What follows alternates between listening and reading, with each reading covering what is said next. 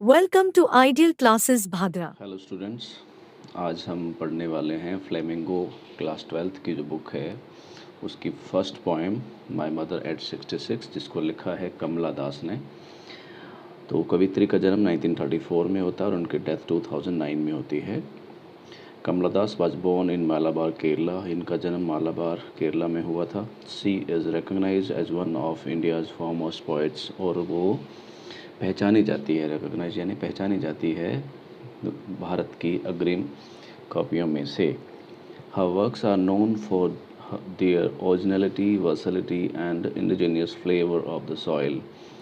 हर works यानी उनकी जो कृतियां हैं वो जानी जाती हैं उनकी ओरिजिनलिटी यानी मौलिकता या हकीकत के लिए, वर्सलिटी उसकी बहुआयामिता के लिए, और इंडिजीनियस फ्लेवर यानी उसकी जो स्वदेशी गंध है मिट्टी की उसके लिए जानी जाती है। कमला दास हैज़ पब्लिश्ड मैनी नॉवेल्स। कमला दास ने बहुत सारे नॉवेल्स पब्लिश करे हैं एंड शॉर्ट स्टोरीज और छोटी कहानियाँ, लघु कथाएँ इन इंग्लिश में एंड मलयालम, और मलयालम में भी अंडर द नेम माधवी कुट्टी। तो यहाँ पे क्वेश्चन बन सकता है कि जब मलयालम में उन्होंने जो भी इनकी जो वर्क्स हैं उसमें कवित्री का नाम क्या है, तो वो नाम होगा Madhavi Kutty. Some of her works in English include the novel alphabet of lust 1977। जो कुछ एक उनके जो कृतियां हैं उसमें से शामिल हैं, एक तो नॉवल जिसका नाम है अल्फ़ाबेट ऑफ लस्ट जिसको 1977 में पब्लिश किया गया था, और दूसरा है collection of short stories Padmavati the harlot and other stories 1992। 1992 में ये जो शॉर्ट स्टोरी हैं इनका कलेक्शन पब्लिश हुआ था जिसका नाम है Padmavati the harlot and other stories. In addition to 5 books of poetry, यानी टोटल 5 बुक्स हैं उनकी पोइट्री की। इनके अलावा she is a sensitive writer who captures the complex subtleties of human relationship in lyrical idioms. वो एक संवेदनशील लेखक या लेखिका हैं जो कैप्चर करती हैं कॉम्प्लेक्स यानी जटिल, सटल्टीज यानी बारीकियाँ ऑफ ह्यूमन रिलेशनशिप, इंसानी रिश्तों की, इन लिरिकल ईडियम यानी जो काव्य रूप में। My mother eight 66 is an example, और इसका मदर एट 66 ये है, ये भी इसी चीज़ का एक एग्जाम्पल है। चलिए आगे बढ़ते हैं। Driving from my parents home to coaching last Friday. अपने पेरेंट्स के घर से ड्राइव करते हुए कहाँ जाने के लिए, कोचिंग के लिए, लास्ट फ्राइडे पिछले फ्राइडे को मॉर्निंग, पिछले फ्राइडे मॉर्निंग यानी कि पिछले फ्राइडे की सुबह को वो अपने पेरेंट्स के घर से ड्राइव करके कोचिंग जा रहे हैं।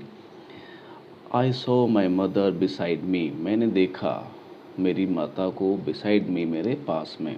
कवित्री हैं, उनकी मदर उनके साथ में बैठी है, उनको वो देखती हैं और उनका आगे क्या वर्णन करती हैं, डॉज यानी ओंगते हुए, स्लीपिंग नींद जैसे नींदी हो रही हैं, ओपन माउथ उनका मुंह है वो खुला हुआ है, her face ashen like that of a corpse, और उनका चेहरा है वो एशियन यानी पीला पड़ा हुआ है, मुरझाया हुआ है, like that of a cops एक लाश, इसको क्या कॉप्स यानी लाश डेड बॉडी की तरह।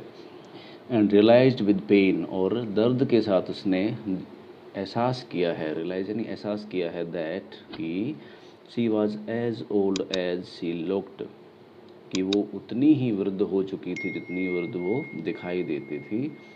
बट लेकिन सून पुट दैट थॉट अवे, जल्द ही उसने वो जो थॉट हो, जो विचार है, उसको दूर भगा दिया यानी टाल दिया। And looked out at young trees sprinting, और बाहर देखती है यंग जो छोटे छोटे पेड़ हैं उनको स्प्रिंटिंग यानी दौड़ते हुए, स्प्रिंट का मतलब होता है तेज़ी से दौड़ना, तेज़ी से दौड़ते हुए। And Mary children spilling out of their homes, और जो मैरी यानी खुश, चिल्ड्रन बच्चे, स्पिलिंग बिखरते हुए यानी यहाँ खेल रहे इकट्ठे, आउट ऑफ देयर होम्स अपने घरों के बाहर खेलते हुए। But after the airport security check, लेकिन एयरपोर्ट की सिक्योरिटी चेक यानी सुरक्षा जांच के बाद, स्टैंडिंग अ फ्यू यार्ड्स, कुछ यार्ड्स उनसे दूर खड़े होके, I looked again at her, मैंने फिर से उनकी ओर देखा या उनके पर देखा। वो कैसी नज़र आ रही हैं, वन पेल अभी वो एकदम मुरझाई हुई सी और पेल, पेल यानी पीला पड़ा हुआ चेहरा। एज लेट विंटर्स मून, जैसे कि किसी लेट विंटर्स मून, विंटर में जब हम चंद्रमा को देखते हैं तो वो धुंधला दिखता है, जैसे क्योंकि फोग होता है, तो फोग के पीछे जैसे विंटर में मून दिखता है, वैसा उनका चेहरा मुरझाया हुआ नज़र आता है, जिनके अंदर कोई चमक नहीं है, कोई शाइन नहीं है। एंड फेल्ट, और महसूस किया, दैट ओल्ड फेमिलियर एक, किसको महसूस किया, वो जो फेमिलियर यानी जाना पहचाना पुराना जो दर्द है उसको महसूस किया। यहाँ पे कौन से दर्द की बात हो रही है? यहाँ पे दर्द की बात हो रही है जो अपनी माँ से बिछुड़ने का, अपनी माँ से सेपरेशन का, अलग होने का, कि जब इनकी माँ है उनका डेथ हो जाएगी तो किस तरीके से वो अपनी माँ को खो देंगे, वो जो दर्द है वो वापस उनको याद आता है। माई चाइल्डहुड फियर, मेरे बचपन का डर, ये बचपन से ही इनको ये डर है कि अपनी माँ को खो न दें। बट ऑल आई सेड, लेकिन जो कुछ मैंने कहा, वॉज सी यू सून अम्मा, कि जल्द मिलते हैं अम्मा। केरला में अम्मा बोलते हैं माँ को। All I did was smile and smile and smile, और मैंने जो भी किया वो था सिर्फ मुस्कुराई, मुस्कुराई और मुस्कुराई।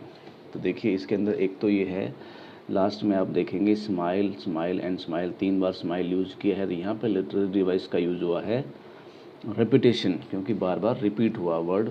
एक यहाँ पे है, उसकी तुलना करती है एज लेट विंटर्स मून, यानी कि एज लगा के जब हम कंपैरिजन करते हैं तब सिमिली होता है। एक और इसके ऊपर पहले भी आया है, यहाँ ट्रीज प्रिंटिंग, जब ट्रीज है, ट्री को जैसा कि आप जानते हैं ट्रीज दौड़ते नहीं हैं, लेकिन यहाँ पे कवित्र ने ट्रीज को दौड़ते हुए दिखाया गया है। क्यों? तो यहाँ पे हम कह सकते हैं पर्सोनिफिकेशन, यानी कि मानवीकरण किया गया है पेड़ों का। ठीक है, तो ये इसके अंदर 3 लिटरेरी डिवाइसेस आपको देखनी होंगी। बाकी सिंपल है, कुछ समझ में नहीं आया होगा तो कमेंट करके पूछ लीजिएगा। Thank you. जय हिंद, जय भारत।